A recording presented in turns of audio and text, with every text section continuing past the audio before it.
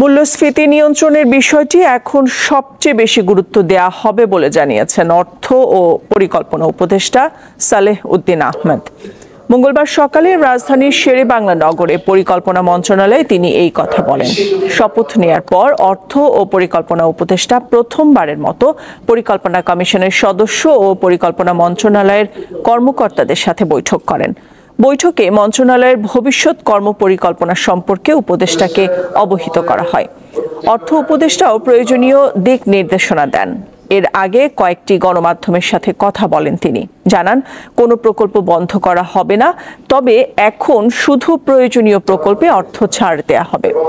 মূল্যস্ফীতি নিয়ন্ত্রণে কার্যকর উদ্যোগ নেয়ার কথা জানিয়ে তিনি বলেন, তথ্যে কোনো লুকোচুরি রাখা হবে না।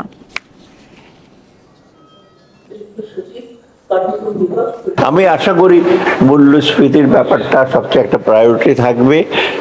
আমরা যে ফাইন্যান্স থেকে যা করবো, এখন বাংলাদেশ ব্যাংকের গভর্নর যদি অ্যাপয়েন্টমেন্ট হয় তার সাথে আমরা বলবো যে এটা ফার্স্ট প্রায়োরিটি। টাকার যেগুলো এসেনশিয়াল আর্থসামাজিক উন্নয়নের জন্য, বিশেষ করে মানুষ জীবিকার জন্য, ব্যবসার জন্য যেগুলো এসেনশিয়াল, যেগুলো অলরেডি চলছিল, তাই না, আমরা বলেছি এগুলো আমরা বন্ধ করব না।